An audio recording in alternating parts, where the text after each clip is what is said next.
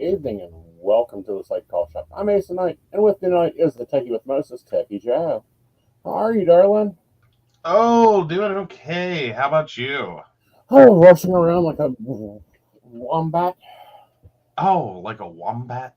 Yes, it's been Interesting. one of those days. Done an interview, done some readings, You went to the did? You did. evil Walmart.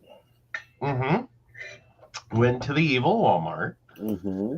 Oh, but we has to. We're in Yes, West Virginia, honey. I know.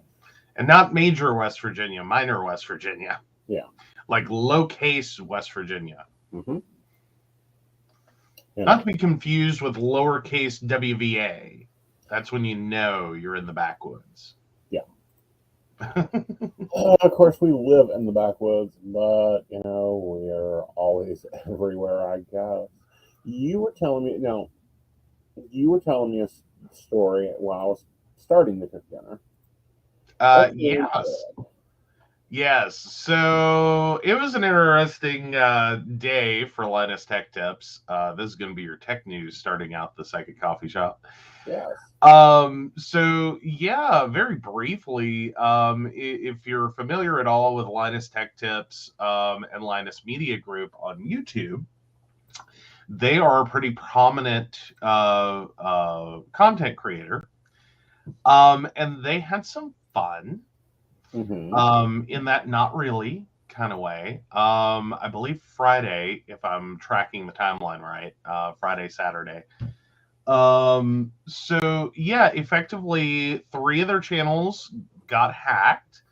And what was going on with that, and they were really struggling with, is that to get to the heart of the story, is that this all started from an email attachment.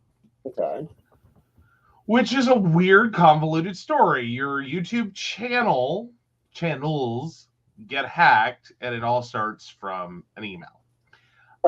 And what had happened is one of their team members was reviewing what they thought was a legitimate sponsorship offer. Right. And they went to review the terms and conditions of the offer that was sent as a PDF attachment to the email that had been zipped. Well, that's the more uncommon part, is it was zipped. Mm-hmm. But when they went to open it, it failed. And they went, oh, well, I guess someone screwed up. Right. And went calmly about their day. What actually happened is it ended up running a program in the background that effectively copied the browser sessions that were running on the computer. Right. And not only grabbed like those sessions, but effectively in a way that those could be run on someone else's machine.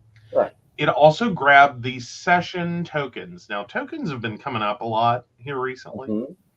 They have. Yeah, these aren't Bitcoins.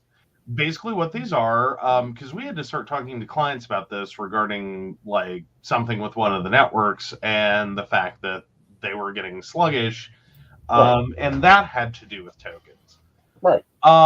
Because, and that's a totally separate, totally different issue, but similar technology, same technology actually. Right. So what session tokens do are almost exactly what they sound like. Just like you go to an arcade, you drop a token, you get to play the game for X number of minutes or until a certain point. Browsers work on the same concept. You log into a site, the site gives you a token, your browser a token, and says you're logged in for this amounts of time or until you do one of the following things. Now, for every site, that can be different. And for every app, that can be different. So what basically happens is once you have that token and you can keep providing that token, like your device has that token, it can continue to access whatever you've logged into. Okay. So, if it's a token, in this case for YouTube, you can keep doing things on YouTube like you entered your username and password. So what happened with this was that Linus Tech Tips, the user that was affected, had logged into Linus Tech Tips channels and had that saved as a session or as a session token Right. on their device. The person that hacked them was able to take that information, that token, and continue that session like Right. they were that person. And we're able to go in and delete videos, change the channel name, do all kinds of things on the channel, including streaming. Okay. Yeah, they went live for they were continuously and much to Linus's distress, able to just keep restarting streams as he Right. was taking them down. Right. Because this was as far as Google was concerned, as far as YouTube was concerned, this was a legitimate logged in user, and they could go do whatever they wanted to as far as their access was concerned. Okay. Yeah, this all got made more complicated, mostly because Linus Tech Tips is so big, Okay. or Linus Media Group is so big. Because Linus Media Group has a lot of employees and a lot of them have access to the channels. Right. When you get to that size, you don't just have the one big login. You have lots of authenticated users. Right. So, you have this person at Linus Media Group, that person, this other person, blah, blah, blah, all have their own individual access. Right.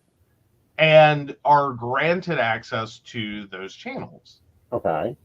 So, and that was one of the things Linus pointed out, was that this makes that very, very hard, unfortunately, to really track.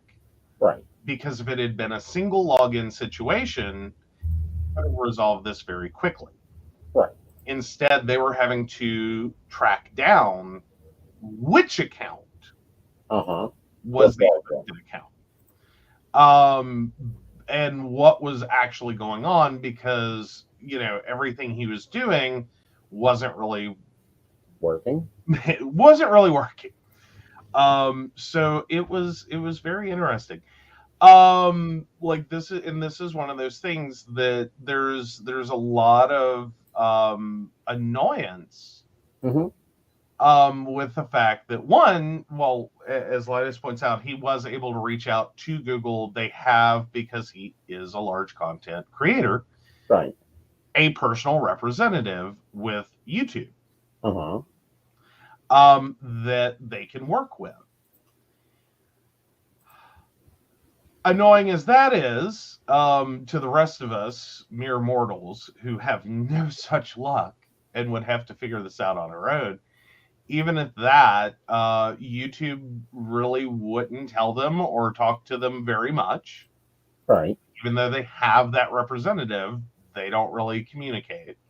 Right. But even they were struggling to figure out what was going on. Meanwhile, there is a lot of ire for Google and how it handles these situations. Right. The fact that this is really possible. Right. Because this wasn't someone going in and just changing the channel name or just deleting a video or just starting a live stream. Right. They were attempting to literally take over the entire channel. Right.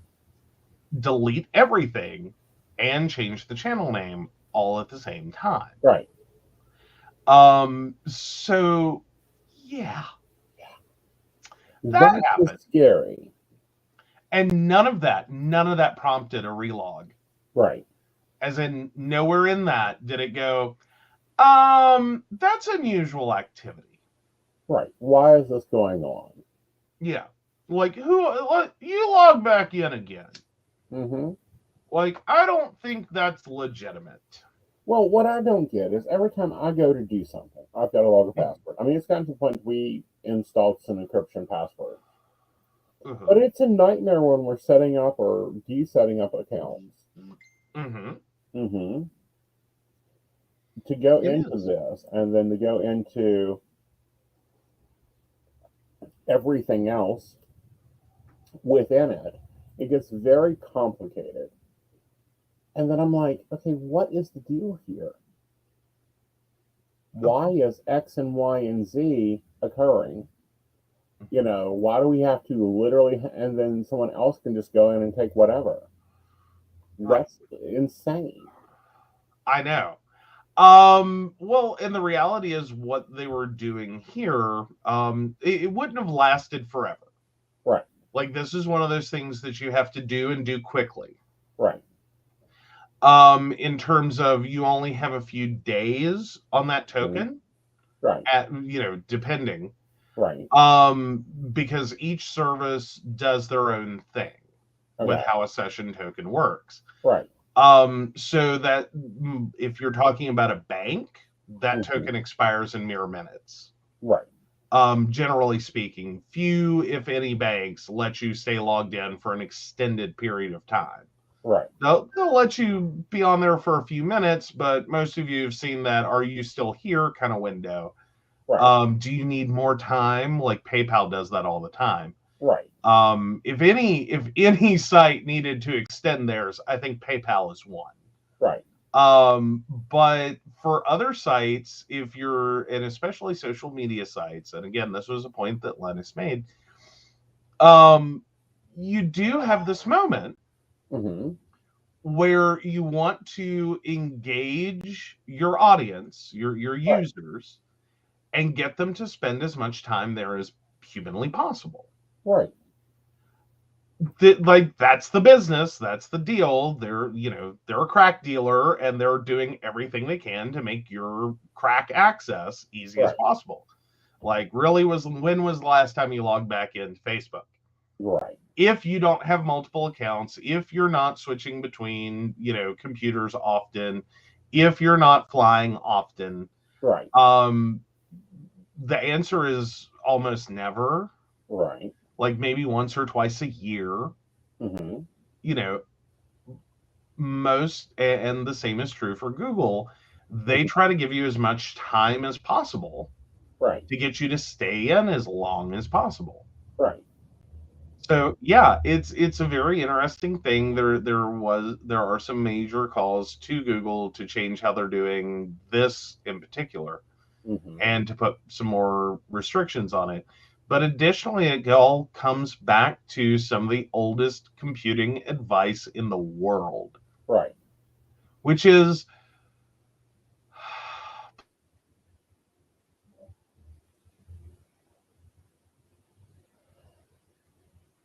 It's difficult. All right. please So be. one of his There we go. phrases. There we go. There we go. So the advice is old as time. I don't know when we lost me, but or lost you. I don't know which. Yeah. But the advice is as old as time. It's about opening attachments and being careful opening attachments. Right. Especially when you don't know them, and that's the bigger problem.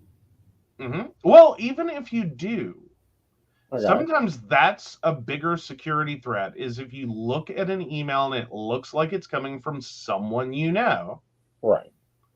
or a legitimate brand, Mm-hmm. to be very, very cautious that, okay, there's an attachment, Right. and especially if that attachment isn't, honestly, any attachment, please be careful with. Yeah. For as much as Microsoft has spent money on Windows 11 trying to make it more secure, Mm-hmm. They're we still not. still Yeah. we still allow opening a file Mm-hmm. and running it, Mm-hmm. even if the extension isn't what the content is, Right.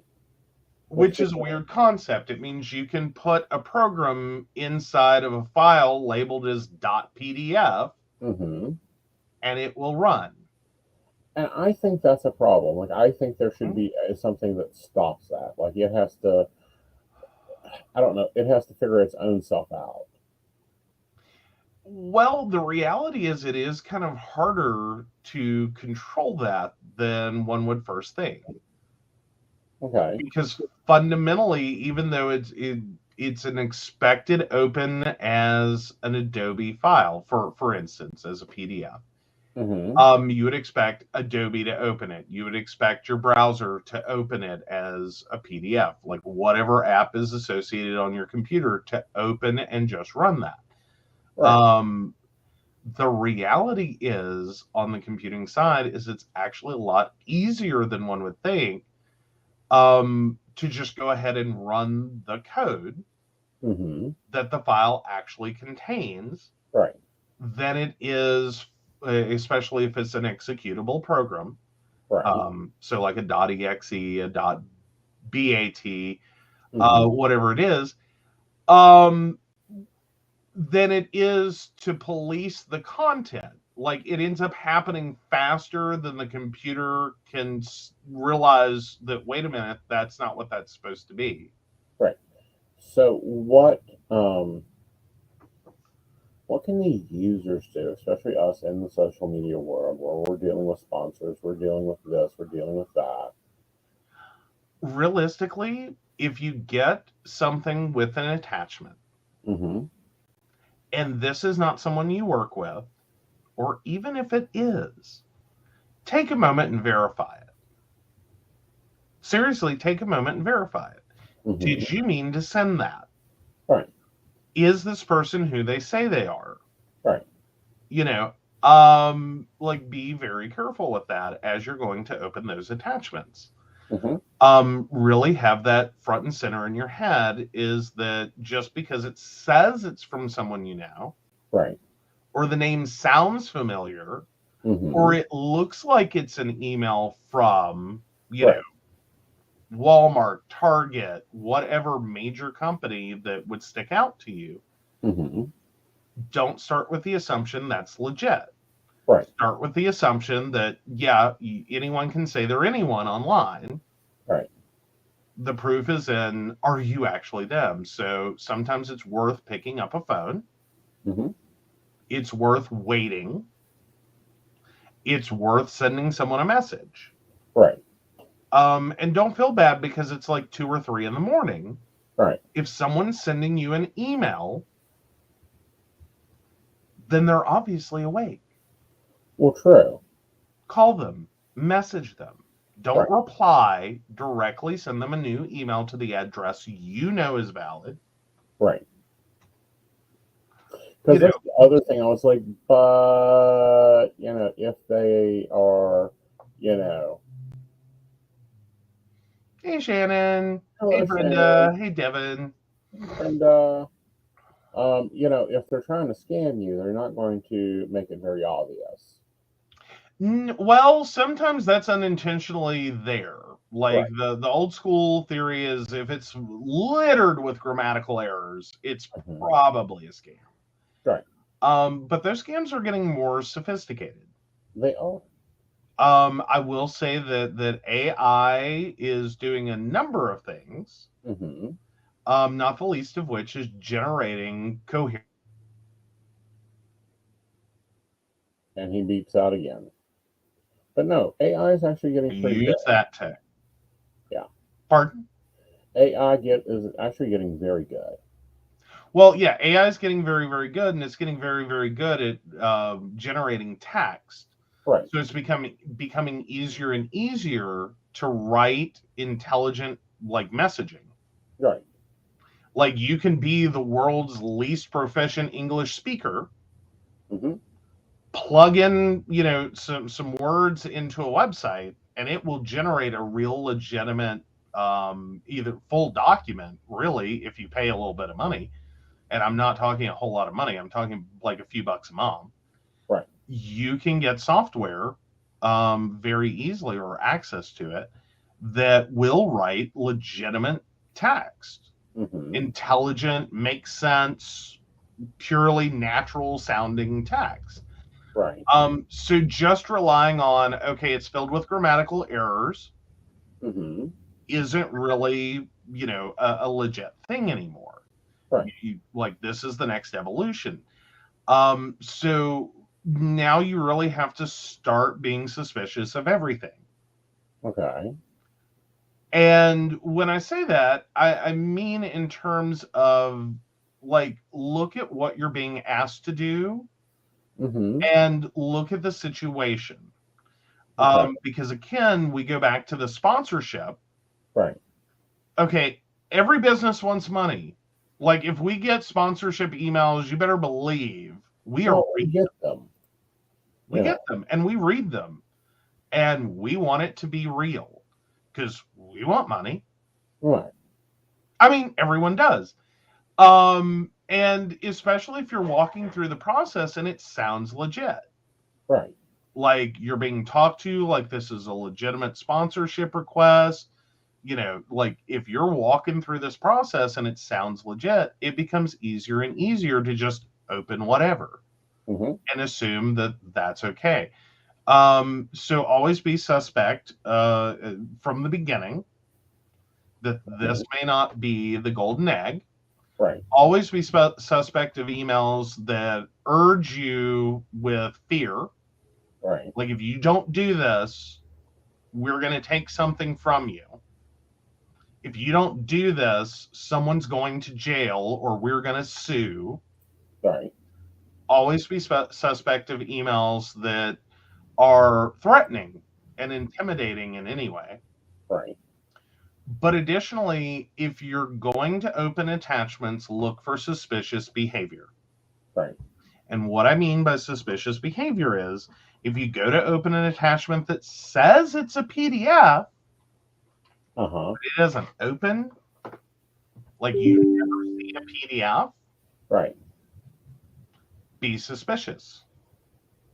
If it takes an inordinate amount of time and system resources to open it, but Right. it's like a one pager, Right. be suspicious. Know that there is a potential you've opened something else Right. to go with that. That means it's a really good time to reboot your computer, Mm-hmm. log out everywhere, Right. and log back in. And Yep. here's the rub: no one's going to do it. I can sit here and preach this. We've been preaching some of these things for decades. Right. What we've learned Mm-hmm. is that we are our own worst enemies at times. We Well, want to I'm believe the best sure we people. can be our worst enemies, but at the same time, there we have to deal with things in order, Mhm. and we have to deal with things so that they're able to work and grow and be fascinating and creative. But at the same time, there's some crap out there, and sometimes we just have to go around and go, okay, what do we want to do with this? Right, You know, how are we going to make this work? right. Well, and what was specifically talking about is logging out everywhere. Right. That's never been easy. No. So the real focus has to be on what can you lose where. Right. Google and all of its subsidiaries Mm-hmm. is a great first place to log out and Mm-hmm. log back in. Right. That is an A1 on my list. But anywhere that doesn't quickly time out, Right. if it times out within a few minutes to a few hours, like your bank, you don't have to go log in to log out. True. But if it is some of the bigger stuff, go log out and log back in. I Yeah. know it's a pain in the butt, Right. but it's one of those better safe than sorry moments. And that few minutes it's going to take, because it's going to take a few minutes, probably a good half hour, Normally. yeah, is going to be the difference between whether you have a nice, peaceful weekend Mm-hmm. or the nightmare, chaos, insanity Right. of finding that like your accounts have been hacked through Right. like this method specifically. Right. Because this Um, one's going to become more common. it will be. And the other thing I want to recommend here Mm-hmm. is, allowing yourselves to, you know, I make people share files with me. I don't like getting attachments. Throw it to Drive because then it has to go through a virus scan. It does. And I think that helps a lot Mm-hmm. in the way things operate, in the way things can do. Um, and it also makes it like, we ain't dealing with this. Right. Right. File sharing services are a good one. And in the case of like terms of service or whatever, Hmm. email someone back and go copy and paste that into an email. Right, I don't know a single person that's going to get mad about that. right. And if they do, There's a problem. that's a red flag. Right, You know, you don't have like I use PDF attachments. I really do. And it sometimes it is easier for me. right, If a client comes back and says, "Can you please just email that to me?" I will gladly copy and paste and never say a word about it. right. Yeah, Like I may have my own personal moment of like, ugh, but I'm not going to be mad about it. right. And that's the important part. We're not going to be mad about it. Now, there's some industry news that we're going to be moving to. Um, and Geo bought another platform. Yes. Yeah, So Live Person sells its online psychic reading service, Kasamba, right. from Seeking Alpha. Yeah. Nice. So Live Person LP, and that's a Nasdaq listed stock, LPSN, Mm-hmm. said Thursday it has sold Kasamba, an online psychic reading service, to Ingenio, a Mm-hmm. portfolio company of Alpine investors. Mm-hmm. Financial terms of the deal were not disclosed. There is a press release. So yeah. So Yeah. that was March 23rd. Mm-hmm. So just 5 days ago. Mm-hmm. Now, some of you may not recognize Ingenio, Right. because that is, like it's weird, the Russian nesting doll that companies have sometimes. Right. So Alpine Investors is one big company, Mm-hmm. and that company owns Ingenio, and then Ingenio owns a bunch of other companies, Mm-hmm. one of which is Keen. Yeah. And Keen in modern spiritual. See if, Mhm. see if these names ring a bell here.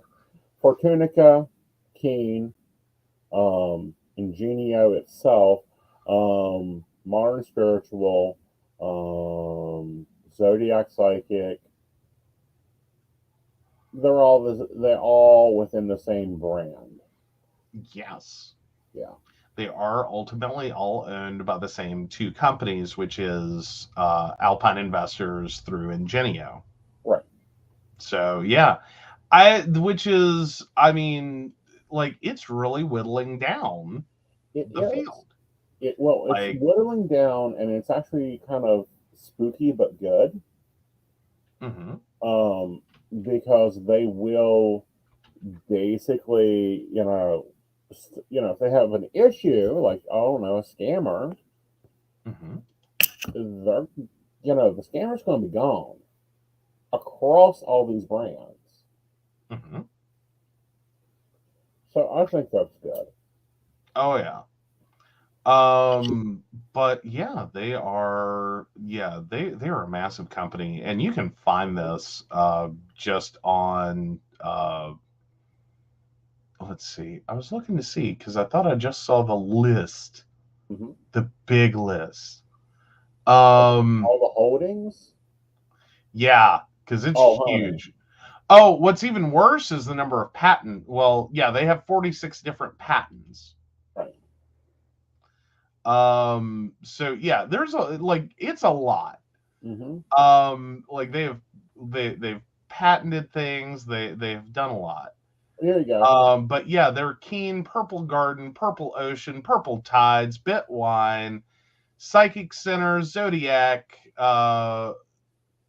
Psychus, Psiquicos,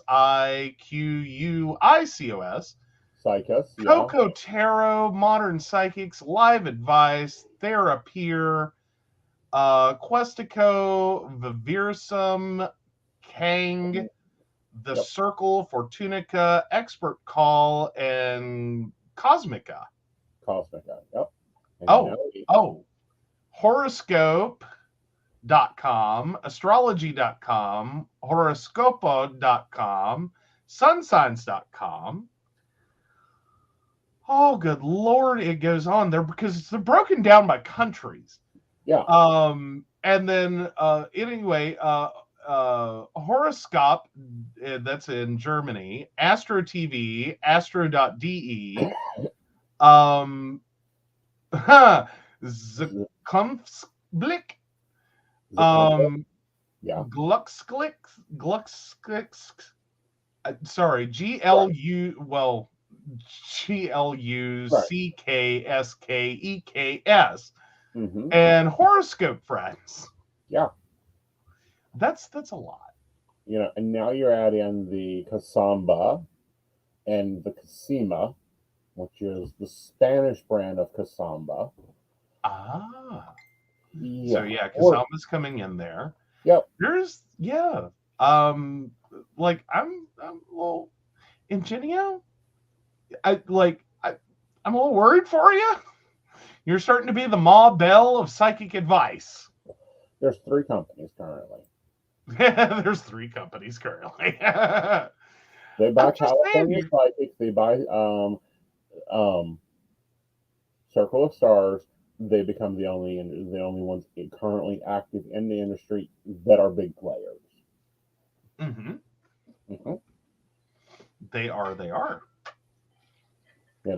So yay.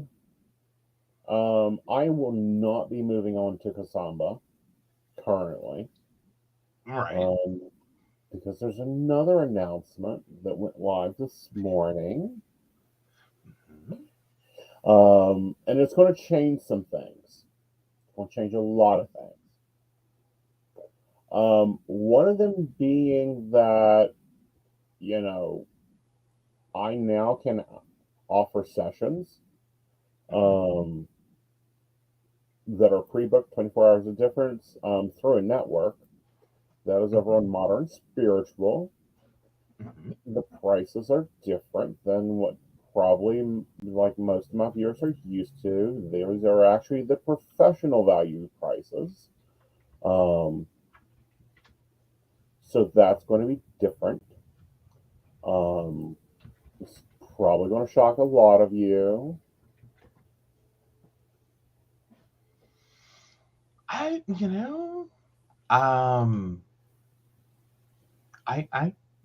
They're like, it's a big price difference. Mm-hmm. Like it is. Yeah. It is. So yeah, but no, they have 45-minute and 30-minute consultations and tarot insights, correct? Yes.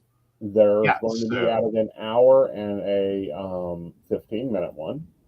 oh, nice. Yeah. But these are what I should be charging. And, we're having dichotomy here about what I should do with my private. But it is a different market space. It is. Very different market space. Well, and it's kind of, proof, so to speak, Right. that you have value in this space and that value is a lot higher than some people kind of think it is. Mm-hmm. So yeah, that it looks like they're still getting that up. Right.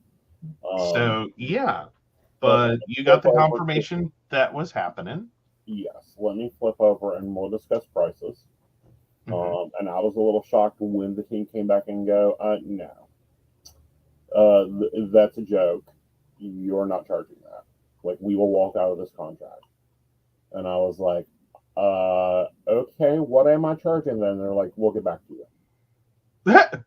Like, yeah, we're gonna go figure out what that is. Right. So a 30-minute professional session with me is $115. The 45 session is $190.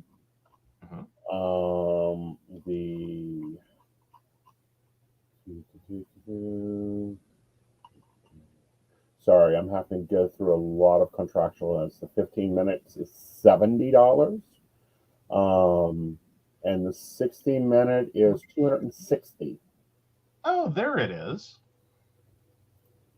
Sorry, I was still showing like the 29th, Right. and it didn't have any appointments available. No, you have to book. So yeah, when I You have to yeah, book you're the first one on 24 here. hours in advance. I am one of the first ones on there. They're bringing on others, but we have to go through testing. We have to make sure that all our certs are done, all our paperwork is done. For those that have been in my inner circle, Aeson hasn't been saying a lot. He hasn't been doing a lot, and that's because he's been prepping a lot. Yes. Well, yeah, because it's not an easy thing No, to just take that on. right. Because yeah, that was but yeah, that's interesting that they I'm sorry, I just find it interesting they default to tomorrow Right. instead of the first day with an available appointment. I So that know. was kind of cute. Right. But now it has all your times on there, and it's literally like booking you through a lot like booking you Right. through some of the other sites. Some of the other But sites. yeah, but Yeah, now it's very cute. it is. But no, I'm one of the first that has come on. Hmm. Um, and they're trying to get the others through the process. Where I was already pre-registered to do international readings, and to be ready to go with international, I was the easiest for them to onboard. Hmm. So that's fun. Yes. I will also be launching life coaching services through Modern Spiritual, and those will be different prices because it's a different service. And that will be hopefully over the next quarter. Nice. Yes. So, yeah, Lots of new developments. lots of new developments, a lot of changes, and weird changes like the way my planner runs is totally going to be different. Yes. So you guys will see more of what you've not been seeing, but it's going to be a different planner style. And the reason for that is I've contracted not to um, offer the same appointment time on multiple sites. Hmm. Mhm. So that does mean some changes are coming for client appointment availability. Client appointment availability, different things like that. What I find interesting is to have non psychics, non local psychics that are business people look at me and go, no, that's not correct. That's not what you're going to charge. That's not even feasible in your area. Wow. Yeah, like they were appalled when they saw my prices. They're like, no, you're not a penny psychic. So that was nice to get the professional recognition. I'm very happy to be launching this. Um,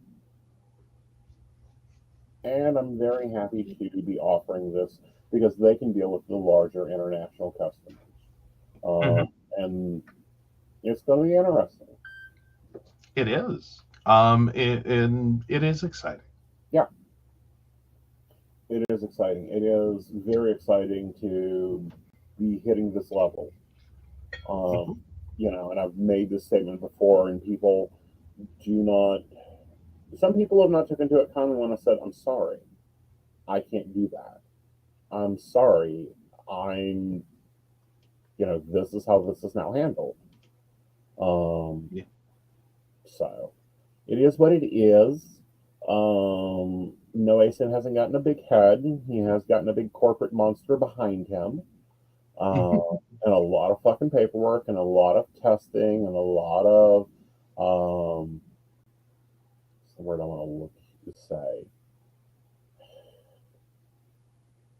Like accuracy readings, like, you know, not only looking at like client past feedback, but actually having to sit down and go through a British consultation, which is quite different than the American, and then to deal with like the Spanish consultation style is different. Mhm. So yeah, there is now, I am now I'm the first. There will be others coming on. Mhm. that will be doing this, and we'll be working it very closely. Of course, that doesn't mean that I'm abandoning my private clients or my private business. No. No. It just has to morph and change a little. Yes. You know, there'll be some morphing, some changing, some regulational stuff. And they, and they went through my site and said, okay, these are the things you need to change because it doesn't fit your level of expertise. And I'm like, what? And they're like, yeah, it doesn't fit your level of expertise. Okay. Yeah. Kind of interested to hear what was one of them. My pricing, my hours, those things were major problems. There was some areas within where I had edited because they got the full 2-page resume. They went to the site and why is this not listed here? Why is this not updated? Where is your brand stuff at? So it was interesting to get audited. Yeah. Yeah. Oh, so yeah, we'll be making some changes to his site soon. Right. And, most of these changes will not affect my baristas. My baristas are a different category, but it's kind of nice. And baristas, I am working on the link tree. That will be coming, but we now have to launch 2 more social media sites. Yes. Yes. Alrighty then. So lots of things going on. Lots of things, lots of classes, lots of brand, people stepping behind my brand for their brand, which is interesting. Mm-hmm. So why don't we take a break? Yeah. And when we come back, we've got some other hot topics to talk about. We do. Hey everybody, Lady Gwendolyn here, and as a certified spiritual life coach and shadow practitioner, I have thrown together everything that I have learned to develop a program that works for healing our shadow self and focusing on how we're going to heal ourselves for the future. I work with different types of energy work, such as EFT, TFT, and EFT energy, Reiki, access bars, and power forms. I've put them all together to create my own system that works. We also work with the tarot and the oracle. So I'm not just an energy worker and a healer, I'm a psychic as well. So you can go to Lady Gwendolyn Healing, find out all about me, and book with me on there. I love you guys, and I will see you out there. Hi, I'm Tracy Van. I'm a psychic medium, and I work with tarot cards. I also practice Reiki and access bars. I would like to share with you what a reading with me is like. It is a blended reading of psychic and mediumship, and I deliver these messages exactly as they come through. I'm not going to mince words or add any padding. I am a professional, reliable, and honest communicator. I have readings available anywhere from 15 minutes to an hour. You can book a reading with me at tracyvann.com. That's TracyVann.com. And no, I'll always tell you exactly what you need to hear. Welcome back, Goblins! My name is Jason, and I am the host of the Esoteric Book Club, a podcast that examines titles on the magical, paranormal, the mysterious, and the strange. I release 2 episodes a month in which I review books on esoteric topics, recap news of the weird, and conduct interviews with authors, practitioners, and experiencers. The Esoteric Book Club can be found on every major podcast service or can be streamed directly from esotericbookclub.org.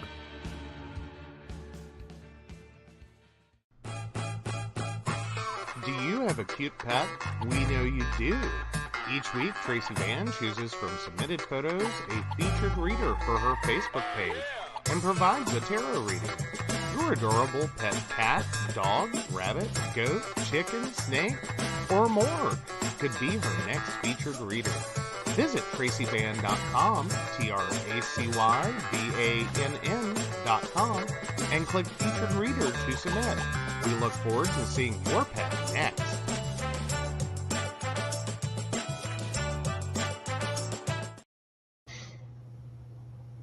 Okay, welcome back.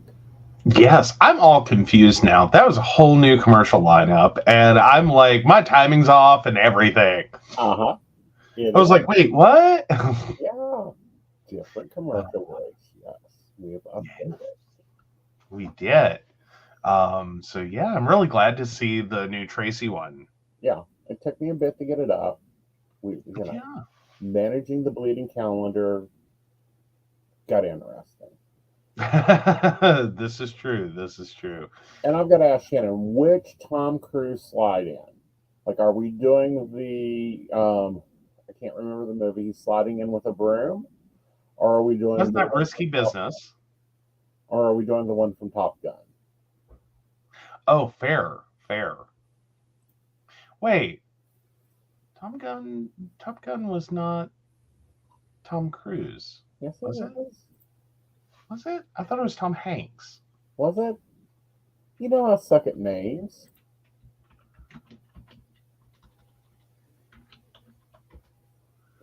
Oh no, that was Tom Cruise. Okay, sorry, I'm having a moment. Okay. Sorry, I've never liked Tom Cruise, so it's kind of hard when you start trying to like throw Tom Cruise movies at me. Well, I just know a few. Yeah, I don't know. He just no, not an actor I really have an appreciation for. Mm-hmm.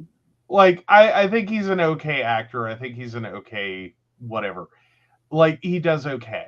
Right. But I've never seen a movie just because it starred Tom Cruise. No, it has. Like, Again, it has to have a plot for me. yeah. And I've been kind of like with him anyhow. Yeah. Oh, Devin's a big fan of Top Gun. Oh. Quote, I watched the original Top Gun on repeat. Uh-huh. I like the storyline. I haven't seen the new one. I've been a little bit like with Tom Cruise in general over his connection to Scientology. Yeah, a lot of people have been weirded out by his connection to Scientology. Like it's been weird. It's been weird. Yeah. And it's kind of like, okay. Just like Uncle Tom Cruise is here, everyone. Let's just not say certain things. And I don't know. The book, and what really changed my perspective was the book on Scientology. Oh yeah, John Travolta's way weirder. Like He I would is. have Tom Cruise over for dinner and just give the warning. John Travolta wouldn't get the invite. No. Like just no.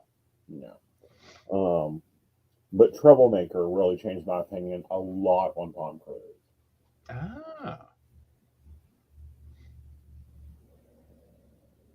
Oh wow! So Travolta made a movie that was basically a love letter to the father of Scientology. Yeah. Yeah. Yeah, Travolta's made some interesting movies. Mm-hmm. Yeah. He's made some good movies. I can't say he's a bad actor at all. Right. Like he actually is a really good actor, and he is like thwarted by himself. Right. Like to some degree, I think Roseanne Barr is a really good actress. Mm-hmm. But God, if she isn't like hamstrung by her own self. Right.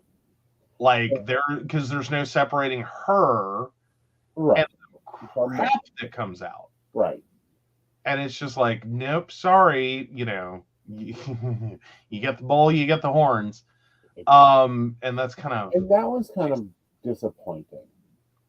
Like, I'm sorry, Roseanne was very disappointing. She abandoned her original character public image and really went bad. And I'm like, Well, but there's a lot of argument that's not really what happened. Is that technically what happened is that everyone got really attached to the character she played and didn't realize until like it was so glaringly obvious. Right. That's not her. Right. Like, yes, she had a show called Roseanne, and Roseanne Barr starred in it, and as Roseanne Connor. Right. And yeah, some parts of that were taken from her past. Well, not only that, but like even before that, there was her stand-up, and it was the Roseanne Connor character. It's what she portrayed publicly for many, many years. And Yeah, then but she it's gets still this chance to continue on to of her life's work and blows the fuck up. right, which she did every time she came to prominence. Right. It's self-sabotagement. Yeah, she blows up like she goes viral, so to Right. speak. Modern terminology. Right. She goes viral, then she blows it up, and then she goes into hiatus, and then she comes back and she goes viral again, and then she blows it up.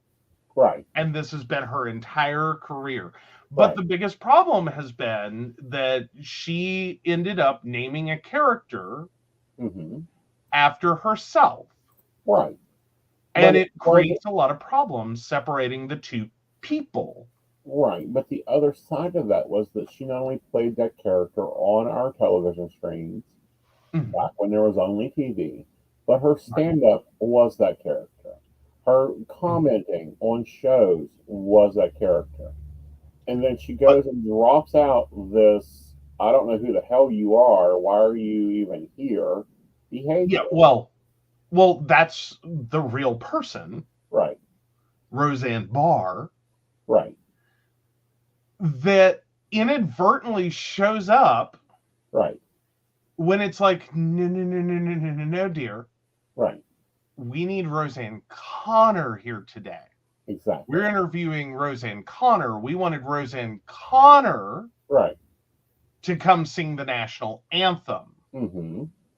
We didn't want Roseanne Barr, but we did because we didn't even know how bad that was. Right. we need Roseanne Connor at this event. And so yeah, it's kind of been it's been a thing. Yeah. But yeah, and it happens. And that's kind of the John Travolta story, is he's done a lot of memorable characters. And then John Travolta showed up.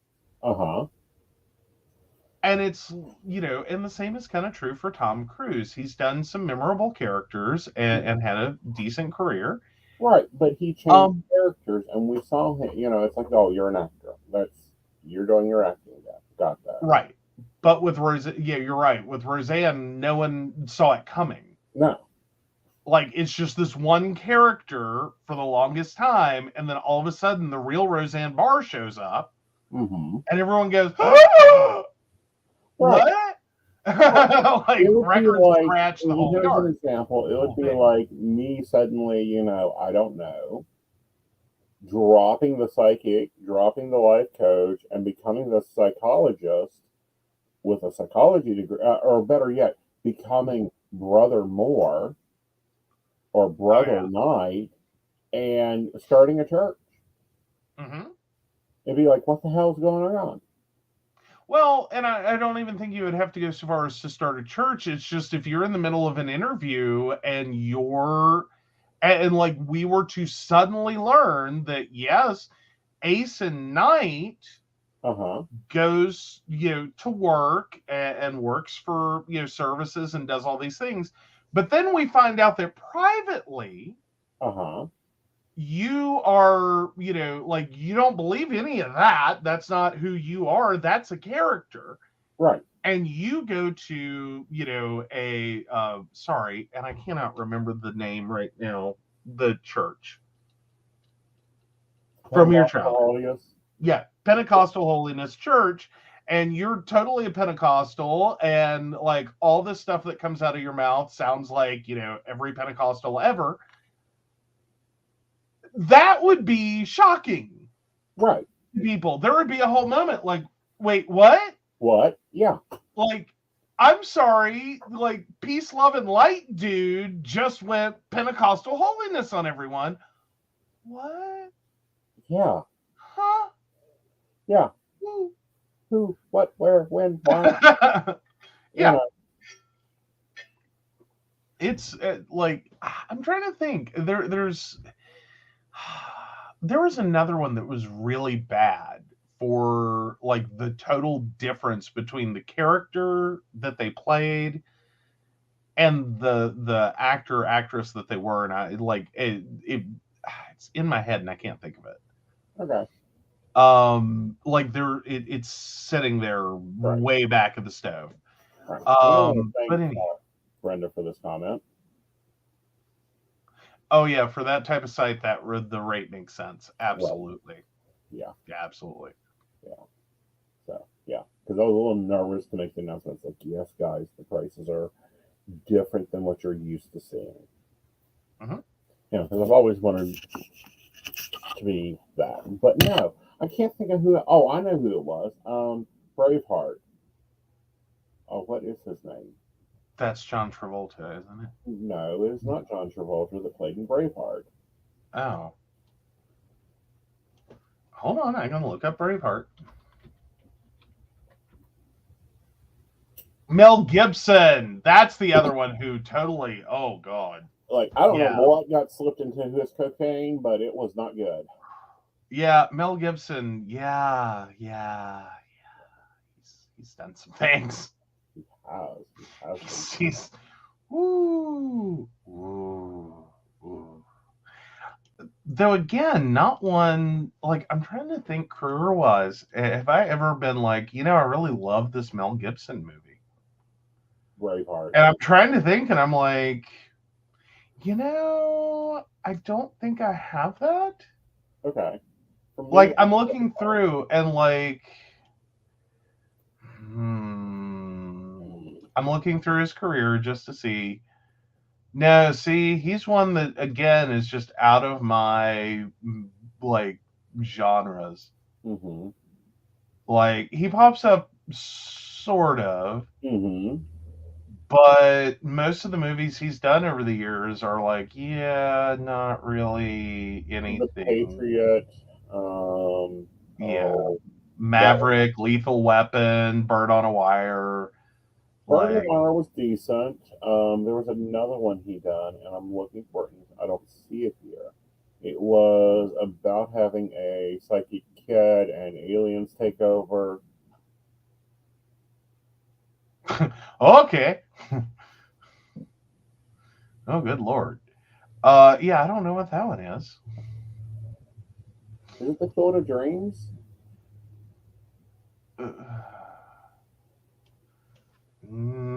No. That's I don't think so. I'm looking through the cast, but no. Doesn't look like that was Field of Dreams because that starred Kevin Costner.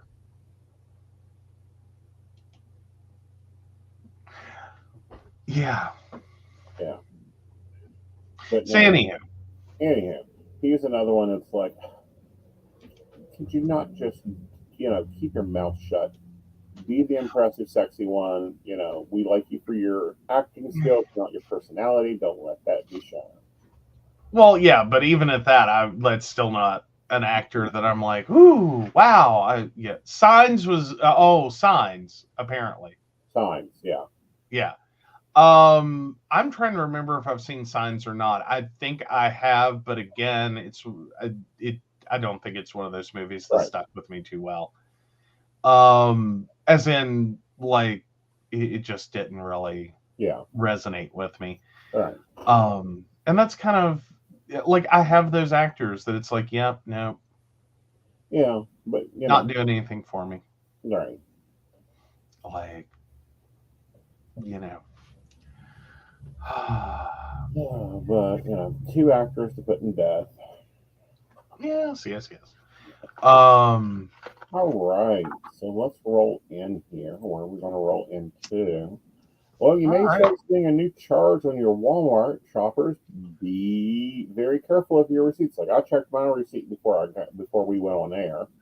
Well, so far this is just New Jersey. I feel like we've talked about this before too. Right.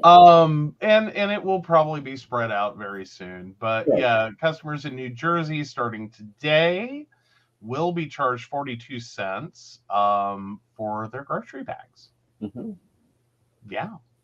But they can opt to use their own reusable bags or, buy reusable bags while they're checking out. Right. But yeah, for delivery, customers may opt out of buying bags when finalizing their purchase, but they must leave totes or reusable bags at their doorstep. Mm-hmm. Yeah, lots of shoppers are unhappy. Right. Yeah, actually, one Twitter user went so far as to say, quote, together with self-checkout, this is another nail in the eventual Walmart coffin. Right. I don't think it is.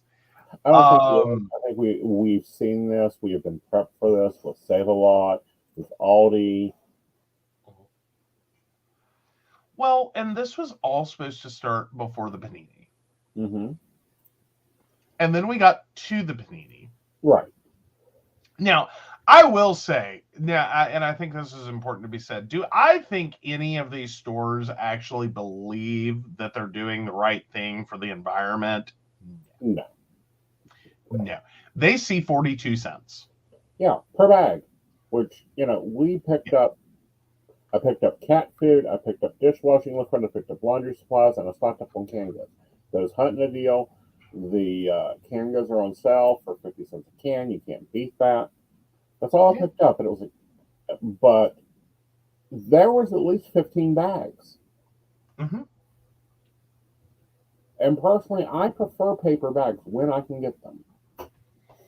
Well, yes. Yeah, you do. But I'm still sitting here. I think it's a good thing if it gets us to use the bags. Because again, I don't think the companies care whether they destroy the environment or not. They really, really, really don't. They care that you care. Mm-hmm. They don't care as a corporation. The bags are not. Other than 42 cents is 42 cents. Right. And multiplied by, multiple bags. Yeah, that adds up quick. Right. So they're all about that. Right. The fact that it looks like they're helping the environment is gravy on the situation. Right. And we see that with different things that we get charged for. Right. It's sort of like the inverse version of a vice tax. This is basically a morality tax. Right. And I want to know how much is actual taxes and how much is company fee, now passing on the buck to us. Yeah, I highly doubt Mm-hmm. that they're actually getting taxed. Right. Though it did mandate that, come on. So in May 22, a new law mandated that New Jersey retail stores, let me see. So beginning May 4th, 2022, the law prohibits all stores, including retail, food service business, and grocery stores from selling to or providing their customers with single-use plastic carryout bags. Right. Oh. Yeah. From selling to. Oh, so in New Jersey, what? Interesting. So digging a little deeper, they're not even supposed to be selling the plastic bags. Right. Yeah. So yeah. So well, they're probably getting around that and getting better bags. Right. A reusable. So a reusable bag, carry-out bag, is defined as one that is made of polypropylene fabric, PET non-woven fabric, nylon cloth, hemp product, or other washable fabric, and has stitched handles, either thread or ultrasonic, and is designed and manufactured for at least 125 reuses. Right. Yeah. So I like that New Jersey's law actually did think this through, and instead of just using different bags or just selling bags or just whatever. Right. Yeah. Yeah. Yeah. Okay. Let's move into Are You an Asshole? Oh, good deal. I thought you had one more. I think we'll just move on to that. Okay.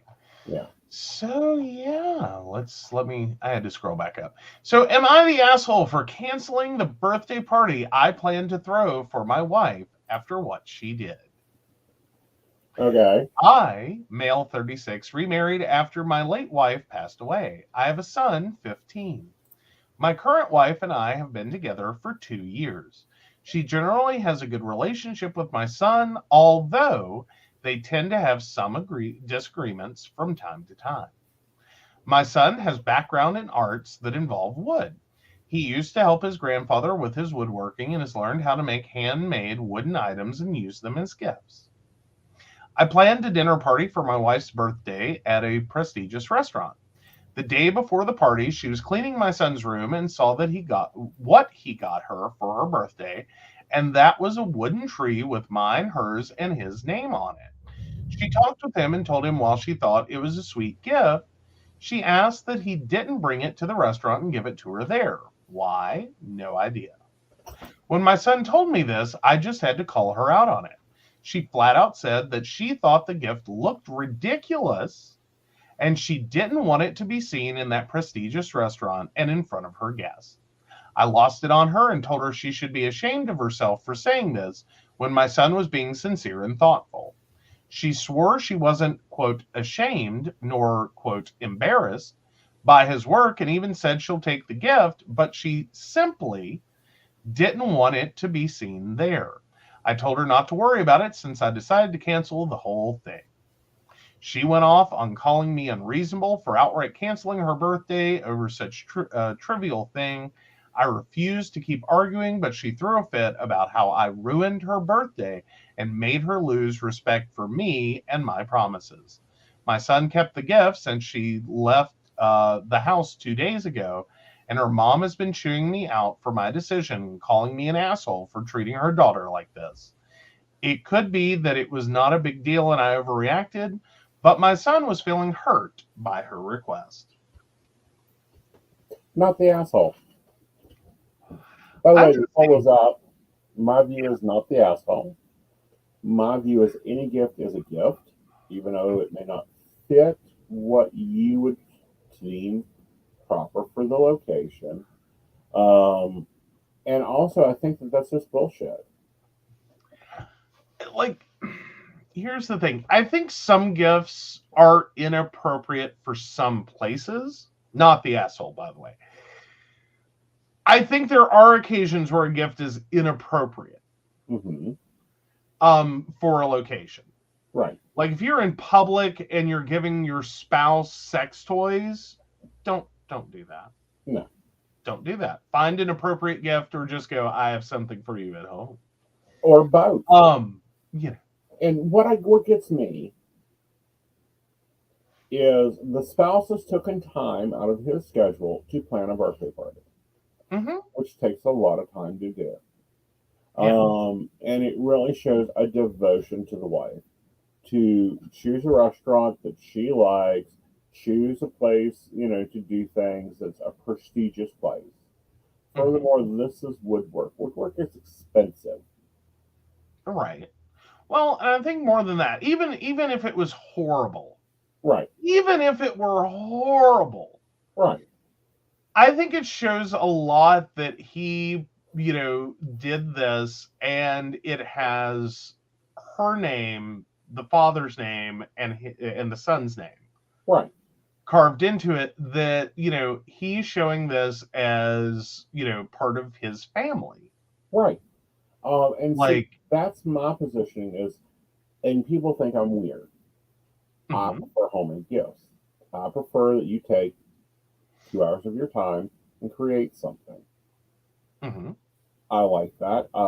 We have, some artwork. We have a lot of homemade stuff. I like that. You know, mm-hmm, everyone knows my planner's a big thing. I love the stickers Joe takes time to create for me. mm-hmm. Like Well, those yeah, are really important to me. But at the same and I time, get that. not everyone loves a homemade gift. Right.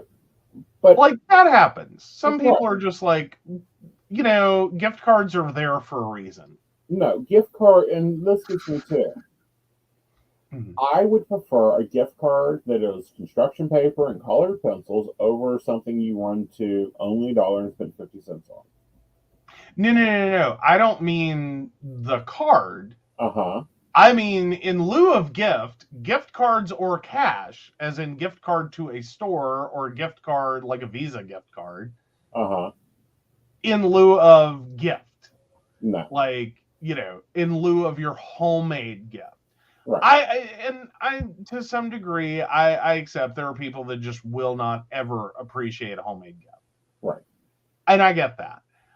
But at the same time, I don't think you get to, and especially not with someone you live with, Right. expect that you get to react like that to their Right. gift and still get the really Right. nice birthday party. Like, Right. I think he's well And situated I have to a answer. bigger problem here. This child is 15. What in the hell is she doing in his bedroom? Well, yeah, I think that was a little. I don't know. I don't think know at if age that was. 12, it becomes knock at the door, and if you have to call a hazmat control to take care of the room, you call hazmat control to take care of the room. Yeah.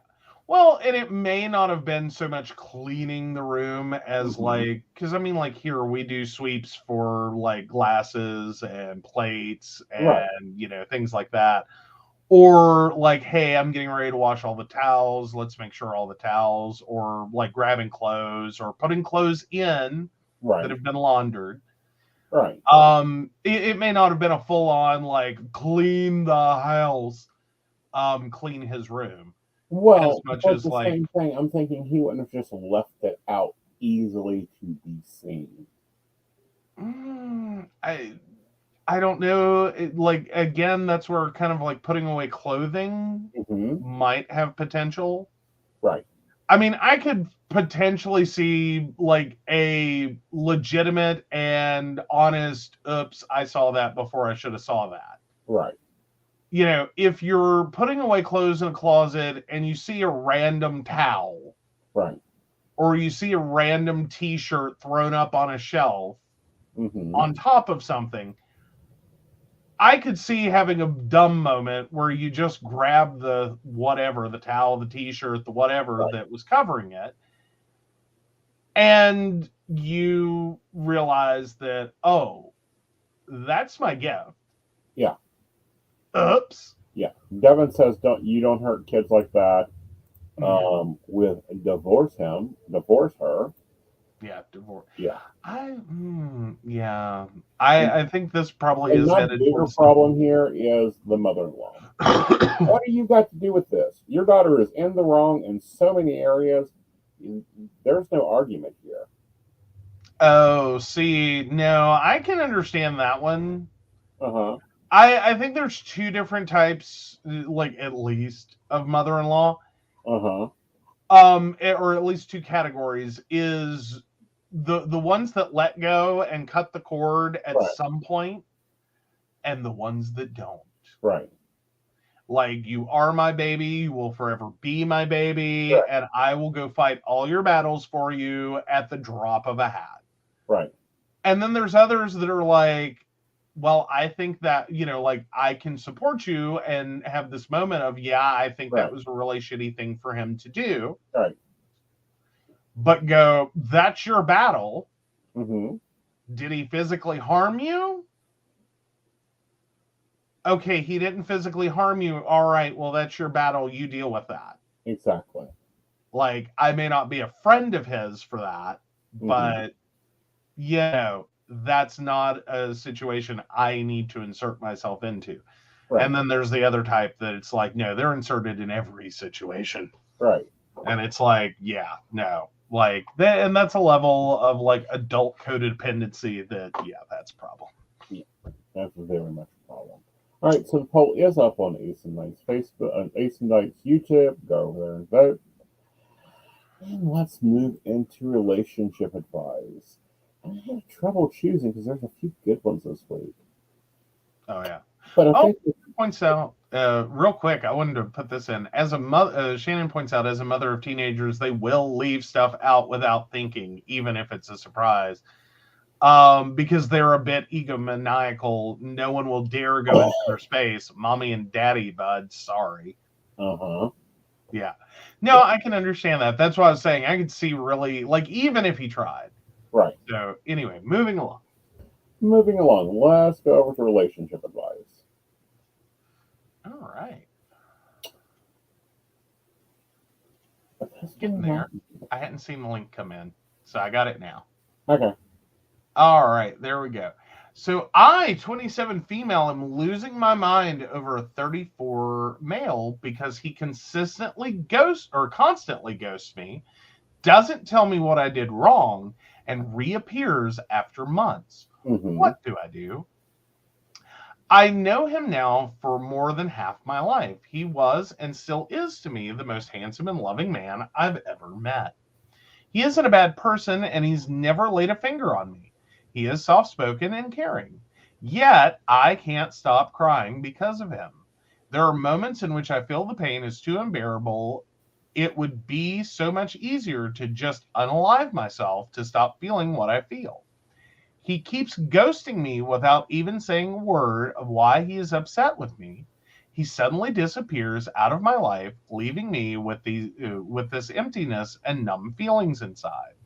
I don't know what to do.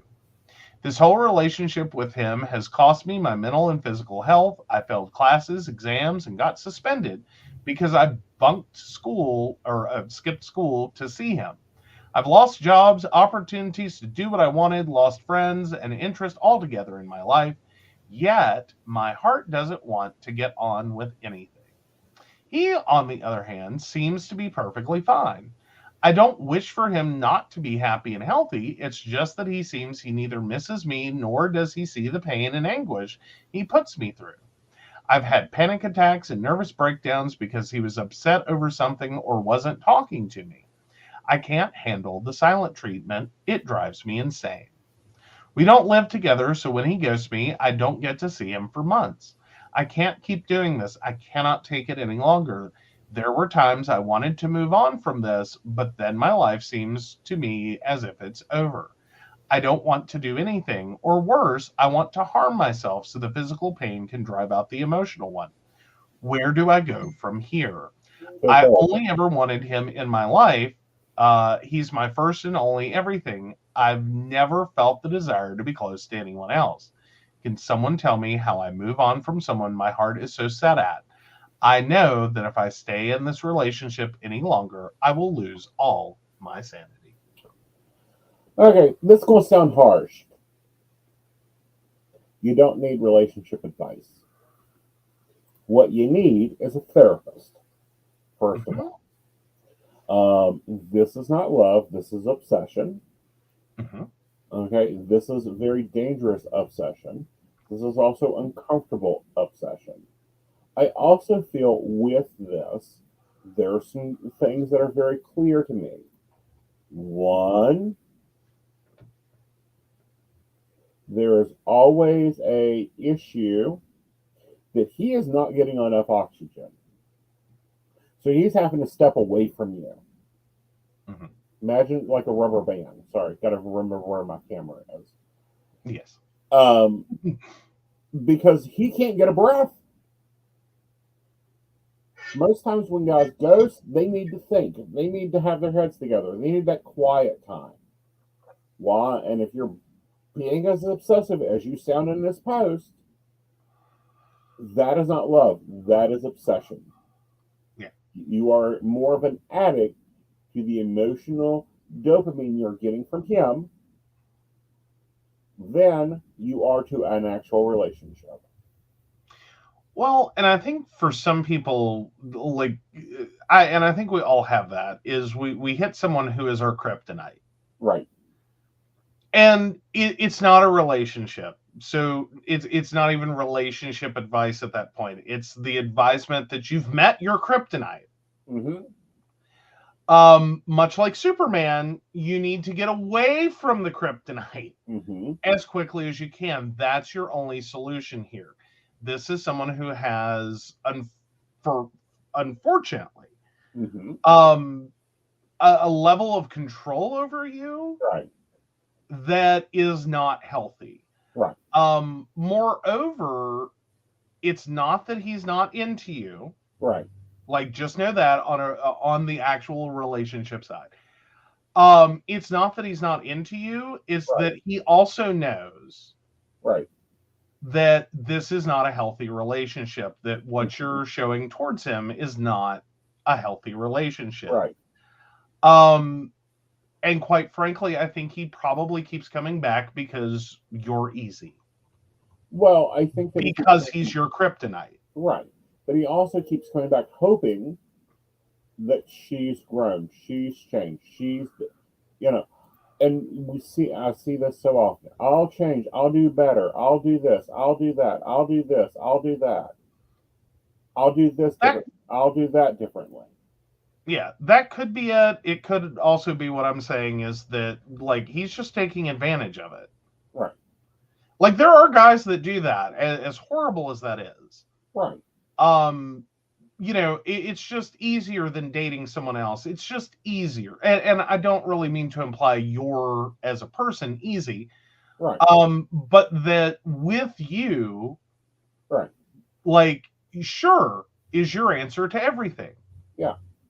Sure, we'll go do that. Sure, I'm waiting for your phone call. Sure, I'm ready to go on a date, whatever. Like, I can be ready in 15 minutes. Right. Sure, I would love to go to this thing that I've never had an interest in my life in because it's with you. Right. Yeah, no. That's not a relationship. That's obsession. That's your kryptonite. Right. Move away from the kryptonite. That's why you need to get your happy little ass to the therapist chair. Mm-hmm. You need to realize very quickly that you are doing nothing but hurting your own self. Mm-hmm. Mm-hmm. And feel safe in the knowledge that we all have a person like that. Right. That inexplicably, whether it's a dating relationship or even a coworker sometimes, right, that is kryptonite to us. You can think no bad about them. They can do no wrong. Mm-hmm. They can burn you a million times and you'll still help them out. You'll still show up. You'll still be ready. Right. The minute they call. Right. And the only thing you can do with that is move away. Right. And the only thing you can overly, even collectively, get comfortable with there is finding your own respect, finding your own boundaries, finding your own self. Granted, yes, he's your first love. That's cute. This is more than puppy love. This is at a level of addiction.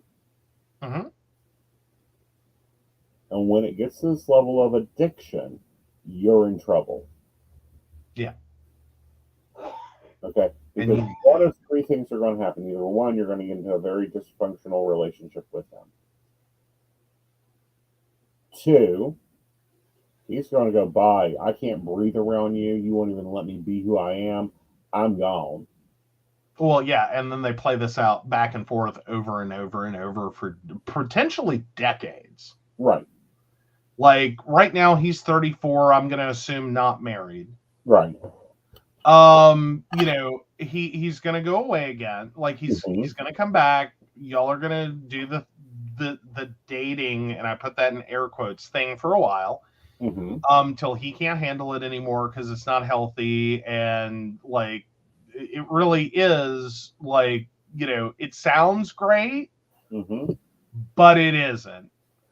Right. Because, like, I think there's this fantasy world that and again, I think it's kind of, everyone has it. It's this fantasy partner that does everything you want to do, has all the same interests as you, is always ready to go with you.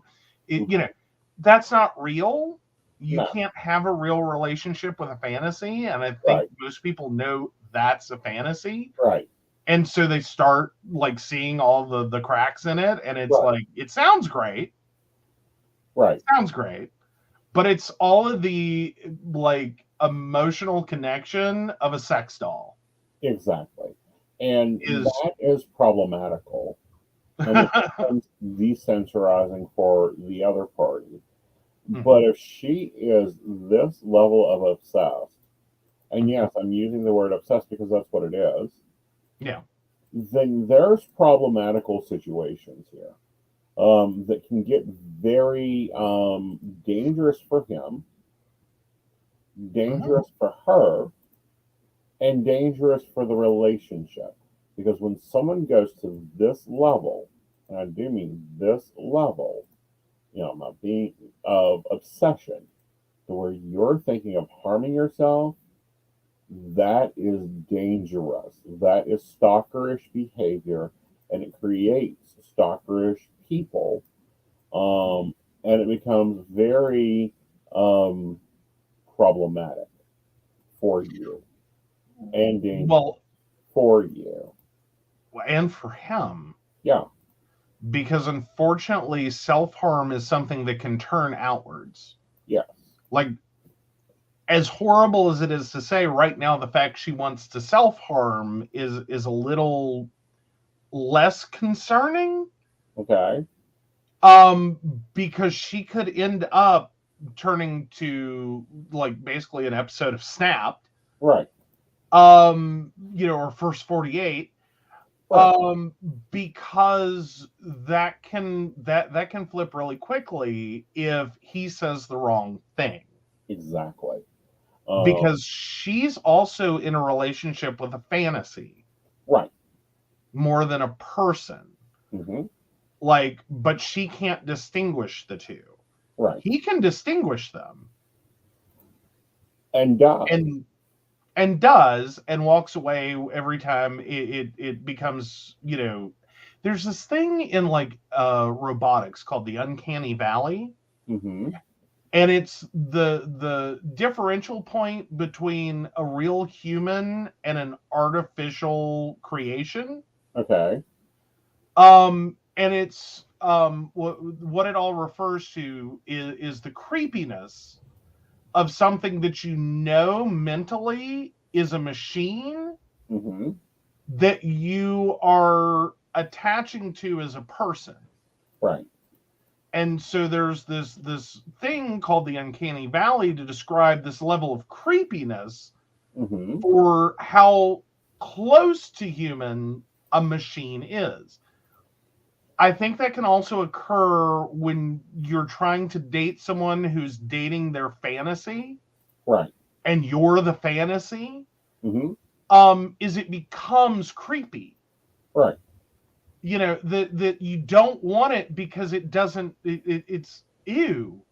right, It's and like, this isn't like a real relationship. This is like a fantasy. true. It's like, I'm expecting to wake up at any moment because this is a dream, because this can't possibly happen in real life.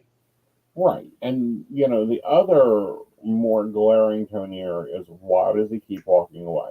He keeps walking away because he's trying to get peace. Mm-hmm. Okay. He's trying, the level of obsession you are showing is clearly that the man doesn't get peace. That you're constantly on him, you're constantly wanting communication, you can't handle the silent treatment. Well, more so, the silent treatment is him trying to step back and go, I can't control this chick. I can't even get a boundary or get my needs clearly toned to her because she's immediately wanting to go to time, obsession, collection, go through that process of, I'll do anything you want to do, but, not, but if he doesn't respond the way she thinks he should respond, then she goes into obsession mode. She goes into, Mm-hmm. well, he's talking to somebody, he's cheating to somebody, he's doing this, he's doing that. That's not a healthy position Mm-hmm. for him Like, mentally. she basically might as well have signed, like, finish this with, pick me, choose me, love me. Right. Because all of this sounds so much like an episode of Grey's Anatomy. Mm-hmm. That moment with, that Meredith has, Okay. that it's like you start to realize that like she's not just in love with Dr. McSteamy. Mm-hmm. She's gone over. Okay. She's completely lost her ability to make rational choices. Okay. That's where you're at. You're Meredith, dear. Okay. I have a question. Since the one actor is no longer on Grey's Anatomy, are you watching it? Here's the thing. I'm not technically a huge Grey's Anatomy fan, Uh-huh. but I had I know someone who was and probably still is a huge Grey's Anatomy fan, like watched it on endless repeat.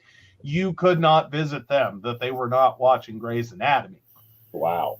So I've picked up enough of the show Mm-hmm. and enough of the parts of the show to know. Right. I like, and sometimes I like a Grey's Anatomy episode. Right. Like it's not a bingeable for me. It's like I'll watch a few clips, Yeah. I'll watch an episode. It's not a bad show. I don't know. I think I've seen it, but I don't have that ideaism to get that involved to where I'd still be watching a show even though I don't enjoy it. Well, I think the biggest problem I have with the show is they really sunk the entire show on that relationship. Uh-huh. You know, this one character is having with her married, so to speak, mentor, Uh-huh. and the like level it went to, and the insanity that it was, and all the like, and it just went on and on and on and on and on and on and on and on and on. And it was originally just supposed to be a medical drama, Mm-hmm. and it became like so absorbed into this relationship that it was like I can't even. Right. Like, I'm sorry, it's like if did you watch ER? A few episodes. Okay. Anyway, that would be. I was going to make an analogy there, but never mind. Okay. Because again, that's a show that had a few love relationship interest things going on that were part of the plot line. Right. But it would be like one of those just being center stage for multiple seasons, and that's 80% of the show. Right. And it's like, no. Well, then that leaves that leaves a lot of the medical drama out of it because it's no longer about like medical drama. It's like House. I love watching House, but if they took House out of it, I'm not watching the show. Right. Well, it would be like House, but all we pay attention to is like how much pain he's in, how much Vicodin he's taking, Mm-hmm. and that's it. That's the whole show. We're just going to pay attention to that. Right.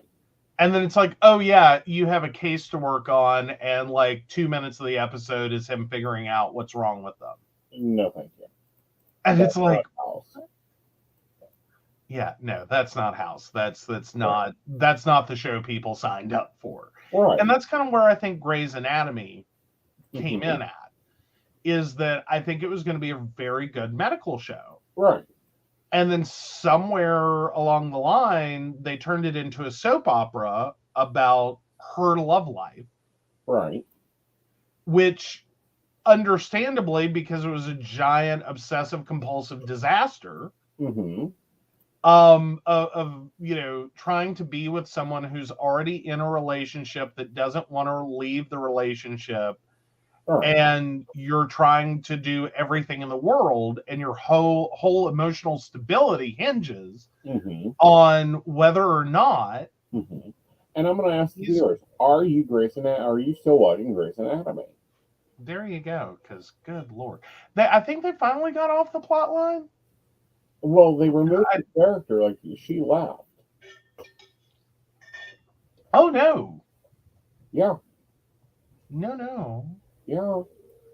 No, Meredith is still on there. She's now like chief of something or whatever. Yeah, but Grace left. Pardon? Grace left. What Grace? The main character left. Meredith. Yeah. And I'm saying no, she didn't.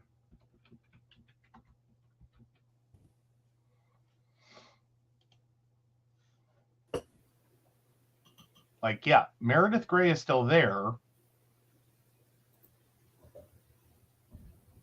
She now, I don't know, runs the hospital or some shit.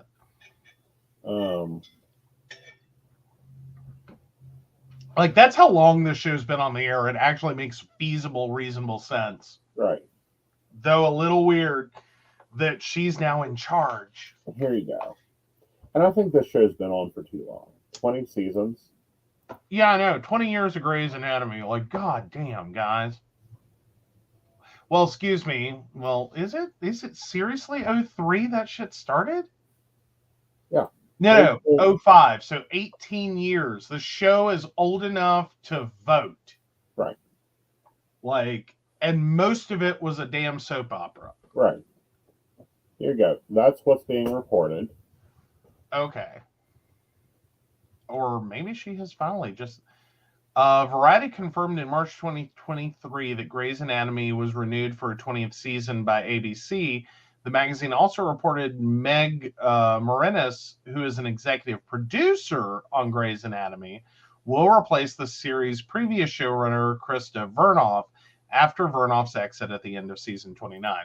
So that's a production note, not loss of their main character. Right. Actress. Yeah, no, that would, the show totally falls apart at that point. Mm-hmm. I mean, honestly, it's kind of finally gotten on track. Right. Like, and did they not have to kill him off in order to get the show back on track? Like, did they not have to kill... Or, excuse me, Dr. McDreamy is what he is. Right. I always forget. So I'm trying to figure out if he's still in the show. Like, I thought that that's part of the show arc is that he finally died, and it's like, okay, now we can actually have a real show. Right. So I'm trying to look. Because usually... Trying to see. Oh, come on, where did Patrick come? Yes, they killed him off after it looks like season 11. Mm-hmm. And then, like, it looks like they may have had like an episode where I don't know, like a flashback sequence or something in season 17. Right. But otherwise, he's off the show. Has been off the show. Right. Like, thank God. Right. Like, I'm sorry, that 11 seasons of that whole, will they, won't they, is he, aren't they?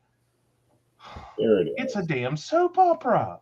Elena Peruno. Oh, Ellen Pompeo? Yeah. Or Pompeo? I don't know. One of the two. Is leaving Grey's Anatomy. Oh! Well, I am sure that is... Well, I would say after this many, she is ready. Yeah.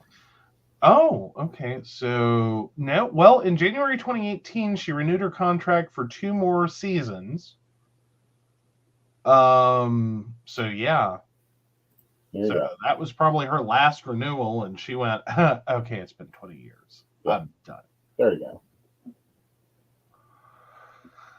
Oh, yeah. Yeah,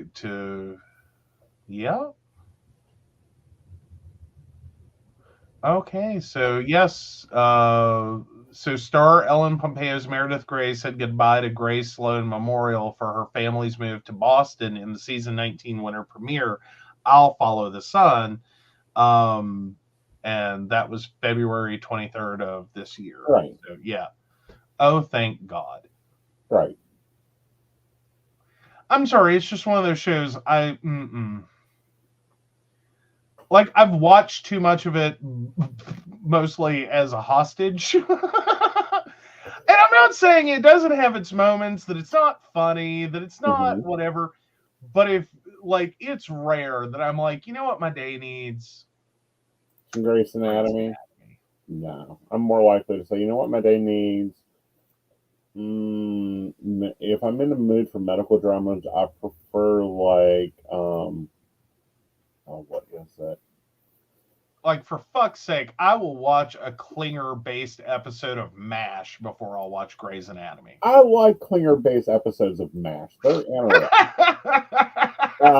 Just because Klinger is interesting, although I prefer the ones that are based on Radar, which was based actually after a real dude. Mm-hmm. Oh, what is it? It's not ER. It's not ER. It's Chicago Hope. No, it's not. It's more along the lines. Saint Elsewhere. Lord no. But come on, my TV knowledge is pretty interesting. Oh, even Brenda's getting in on, hey, don't be mean to Klinger. Right. I'm not being mean to Klinger. I'm just going, that was a character they didn't give a lot of depth and was just like cross-dressing comic relief. Right. And I will still watch that. Saving Hope? No, sent me to the ER. X sent me to the ER. Z sent me to the ER. Oh.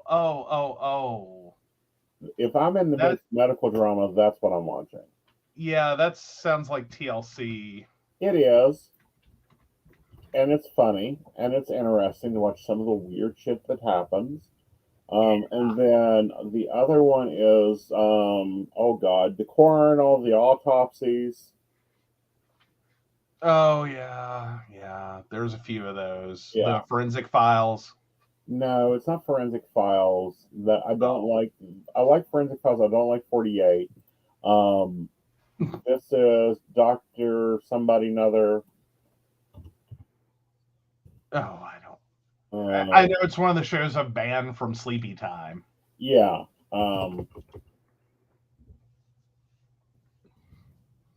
It's autopsies, that type of thing. Yeah. Yeah. Our guest will get. Or something medical examiner. Yes. Something medical examiner. I'll watch that. If I'm in the mood for real medical drama, I'll watch those. Well, but those are actually real medical case files, not to be confused with a medical drama. Right. Body of Proof? He just starts adding shows that I'm going to have to ban later. No, Scar, and the reason I ban them is legitimate.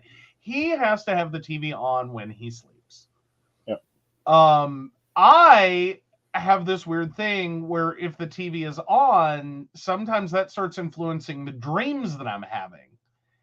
So a whole night of like autopsies, rape and murder, missing persons, like, Dr. Yeah, G, that screws up medical my sleep. examiner. Do what now? Dr. G, medical examiner. Dr. G. Yes.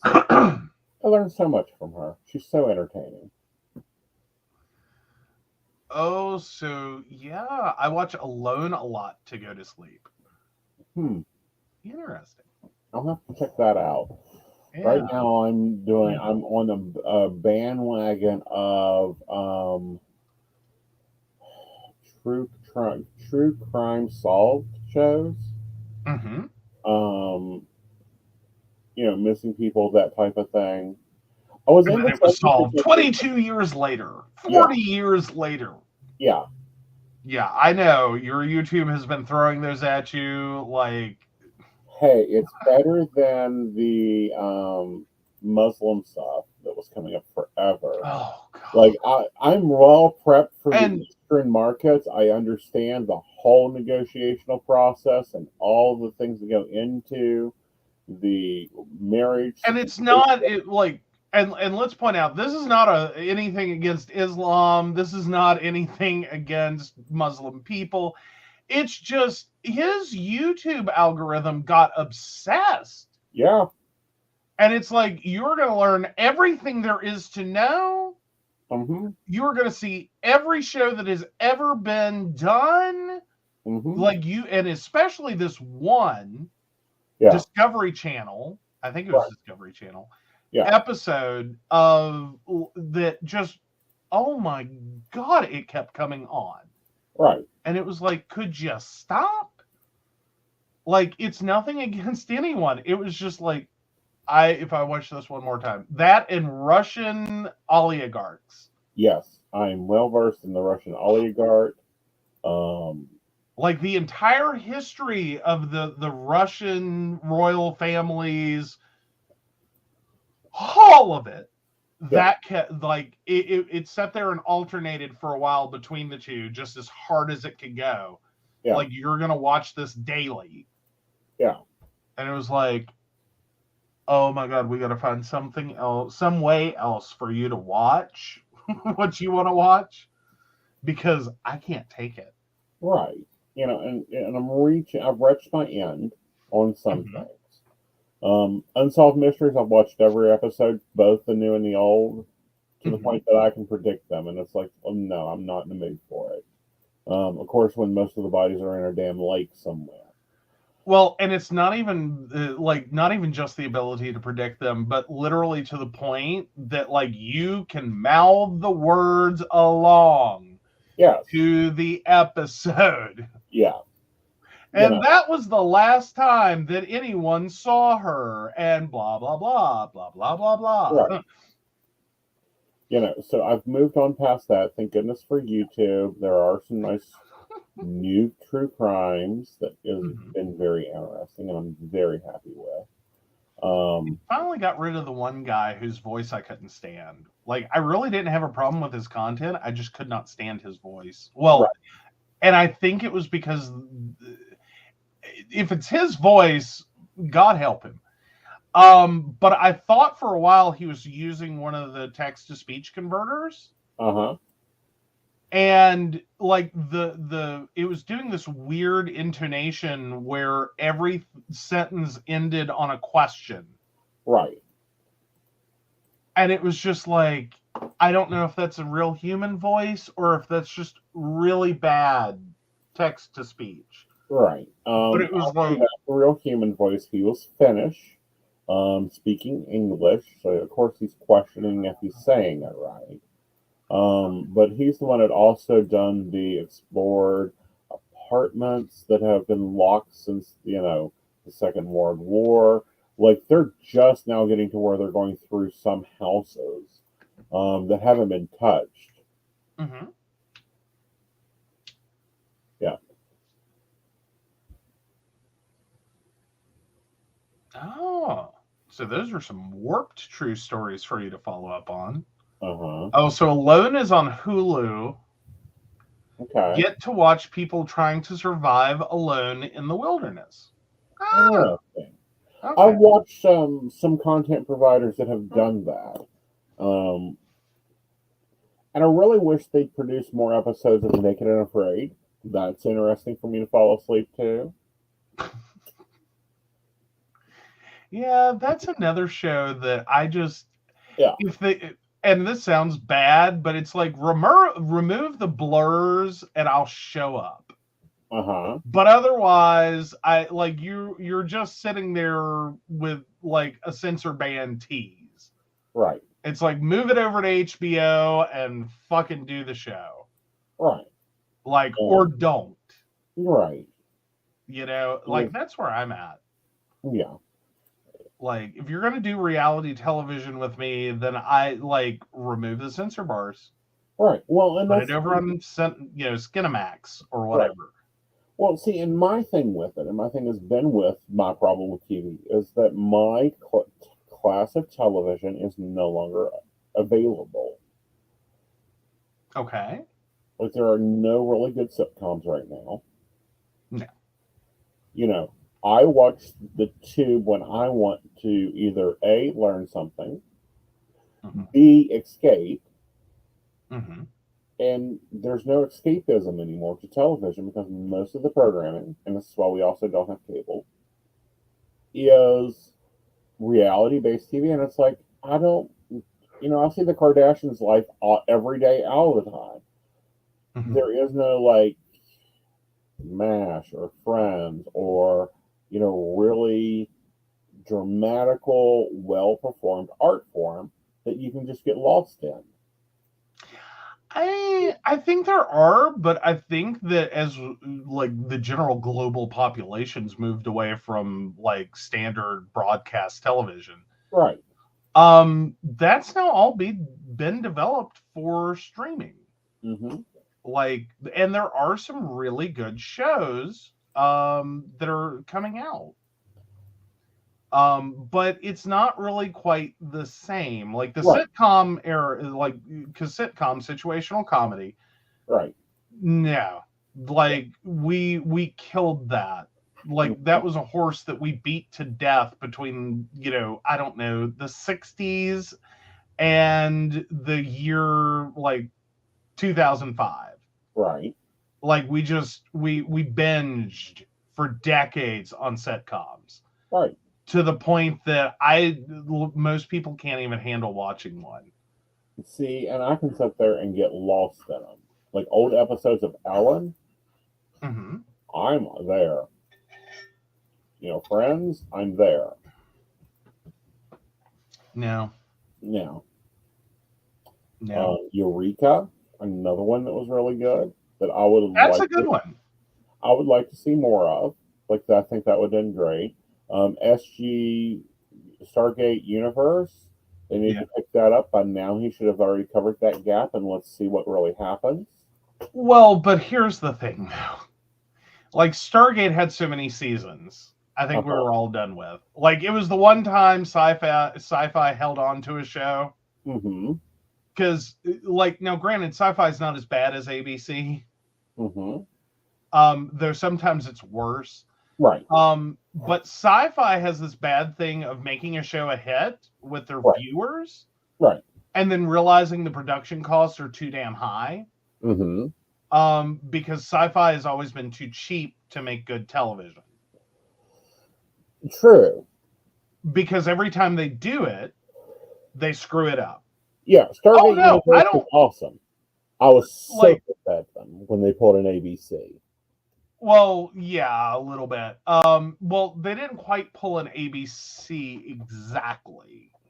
Now, Stargate pulled that with a couple of shows. I Right. think Firefly being the biggest one that most people are still pissed about. Yes, we are. But I like SG, like Stargate Universe, SGU. They didn't leave it in a good spot, but they didn't leave it in the worst spot. Right. But now ABC has a problem with they start a show, and I think ABC only plans for it for one season. Right. Like it's optional. Mm-hmm. And they don't tell the writer that. Right. And so the writer keeps writing like it's going to continue. Right. Because they're still telling a story. Right. And ABC pulls the plug on it. Right. Because it's not the next greatest like show ever. Mm-hmm. You know what I mean? Like it's good quality programming, but it's not going to beat out whatever the number one is. Like ABC cannot handle not having a number one show. And so everything they create, they build to make it a number one show. It isn't a number one show and they cancel it. And see, here's my thing with that. It takes time, especially after we have been abused as viewers. Mm-hmm. And this is another reason why Aeson just doesn't watch TV that often. He only do YouTube a lot more. And I do really interesting for me YouTube. I don't think other people like a lot of the YouTube I watch because it doesn't fit my demographic. Okay. Super Kitchen. What is that? What is her name? The one. Jay Morrell. Jay Morrell. Love her. Watch her shows as soon as they drop. She's a mom that has like 11 people in her house, and she does mega cooking. Mm-hmm. home education, different stuff like that. I'm into her. She turned a, what was it, 2-car garage into a kitchen. Yes. And it is practically industrial. Yeah, no, not really. I mean, it's still a kitchen. A normal size kitchen. She has a normal stove. She has a normal, well, she doesn't have a normal refrigerator. I'll give you that. No.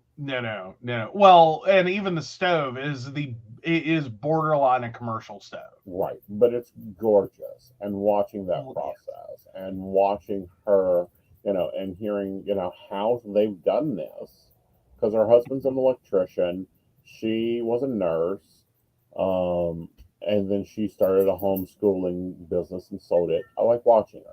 She's entertaining as heck. I love enjoying her. Emily D. Baker hits Aeson's YouTube very often, although I can't watch her to go to sleep. That is the only drawback. Nope. Cannot watch. No one can watch that and fall asleep. No, it's too interesting. Whether it's interesting or not, she just does not have a put you to sleep voice. She has a wake up and pay the fuck attention. Yes. Voice. Would be great in the classroom. And these are the type of shows that I would like to see on national television. Mm-hmm. Something that is real and original and different and able to really hold your attention and personable. And I think we've lost that. I don't think we've seen that since the bad episodes of Frasier. Okay. I don't know. I think television has had a problem for a while. Right.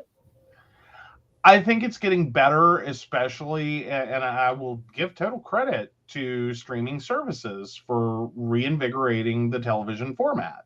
Right. The TV series format. Right. Because they are working outside this, network box. Right. Well, it's like that one series that you started watching. And you're like, which one? It was recent. I think that you're still waiting for new episodes from it. We didn't know how long, because one of the things we do is when Aeson takes a nap, he'll go watch his TV. Sometimes. And he will time waking me up by what's on TV. So if it's a 45-minute episode, then we're sure that Aeson will get a 45-minute nap.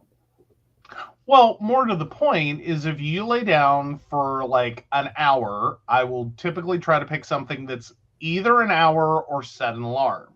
Mm-hmm. If you're laying down for an hour and a half, I can watch 2 45-minute episodes. Right. And the show you're thinking of is Last of Us. Right. That's an HBO one. That totally blew that theory. Yeah. Because that's a show that's actually stepped out of the 1-hour format box. Mm-hmm. And each of its episodes take however long they take. Right. And there's no consistency. Now, that's one I could have got. I had to watch myself on because I could get sucked into that one. You did a couple of times. I did. You practically watched a whole episode. I know. And then, which is a big deal with him because he'll come in and out and watch parts and pieces and a few minutes here and there. Right. It's rare that he's just like, I need to go to work. Yeah. And just locks back in. Yeah. It's very rare for me to do that because I've seen, and this is one of the pitfalls of being a psychic, is you can see the story, the start of the story, and be like, Romeo and Juliet again. I have said Hollywood needs new LSD. Yeah. Well, and that's sort of where shows like Last of Us are really coming in great, is they are taking on and not just following main characters that meet some people and do a thing, and then you just keep following the main characters. Right. They're branching off into these other characters. And what their story was that got them there. And made the connection and how they knew each other and, all this. And it does create a really different show when you're not just follow the main character through, meeting all these people that you know Right. nothing else about. Well, what was that one show you watched probably a couple of months ago, and it was like one show. It followed this character set. The next show, it followed this character set. Oh, I think that was another apocalyptic. Right. And that was oh gosh, I can't even think. Hold on though, I think I can find it pretty quick. But it was the same story, but it was told from like 3 or 4 different views. Right.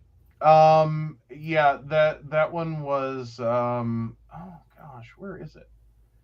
Because it's a newer one, and it is a post-apocalyptic. Right. It's basically there's a horrible flu thing. Right. Oh. Station 11. There you go. Yeah, sorry, that's the one. The name screws with me. Like, I know why it's named that, but yeah. Yeah. And it just keeps bouncing perspectives of what happened and what was going on and why, characters chose to do what they did. So you don't ever get sucked in by this one main character and just go, everyone's against them. Right. Or, like, what's their problem? Right. The reason I found that one interesting because it was the same story, but it was told by different people, and that one got creative. That one got very. I had to be careful because that's another one that it's like, if I had a different life, I would sit and watch this. Yeah, well. Yeah, but that's what I'm talking about. They no longer have a lot of that on standard television. They don't. They don't have creative sitcoms anymore. They don't have creative shows anymore that are not something that I can go and watch I Love Lucy and go, oh, and I can go and watch, this other show, and it's the same plot line. It's like someone get them some new LSD. Yeah.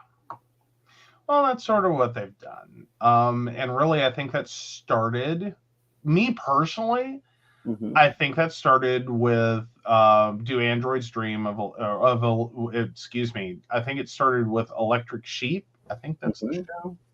Sorry, it's based on Philip K. Dick. They made a TV version. I want to make sure I get that right because it actually is worth watching. Electric Dreams, excuse me. Yeah, Electric Dreams. That's a sci-fi anthology series, and each episode's standalone, and it's a Philip K. Dick story. Okay. And that to me is when, like, I think we started, and that was all the way back to 2017, 2018. And they haven't added to it. It just is. Like, they didn't continue. Right. But each of the whole thing felt whole and complete. Like, you didn't leave it and go, but I want to know more, or what about next season? Right. Like, you got to have the experience, and then, okay, I'm good. Right. And it's like the American Horror Stories, which I haven't watched all of them, but that's another reason why I enjoy it. That's the style of sitcom I like, or the style of show I like. Well, guys, I think we've reached the end. Let's go check our poll and see, who won the asshole award. And no, the husband is not the asshole. Yay! Yay. Good deal, good deal. All right, guys, we hope you enjoyed the night show. Yes, we went a little longer. We're going to be getting it better in trim. And you guys will see me again on Thursday on Coffee and Tea. Now, Lady Gwendolyn will be in tomorrow night with another show.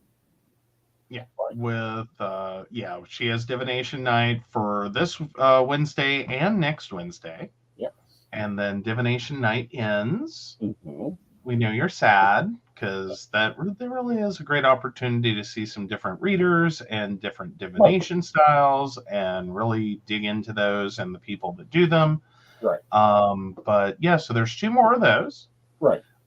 We only have 1 scheduled so far, and that's because Facebook's been giving us glitches, and I finally realized that even though they gave us the ability to schedule stuff out like forever in advance, Facebook still doesn't like when you do it. No, that's why we've been really weekly scheduling. But we're going to be playing with the little things there. All right, guys. Let's thank our Patreons. They're the ones that make this show possible. They make a lot of the stuff on the studio possible, and they help us do a lot. Yeah, so of course we want to thank Beverly Walker, Mika G, Kathy, Mary Winfield, Brenda, Shannon C, Shannon D, Lady Gwendolyn, Charles Shaw, Dottie the Psychic, Tracy Van, Caitlin Bell, and Devin. If you'd like to learn more about us, the show, or how you too can become a Patreon sponsor and receive all the wonderful benefits our baristas receive, please visit us at pcspnetwork.com. All right, guys. Night. Bye. Night.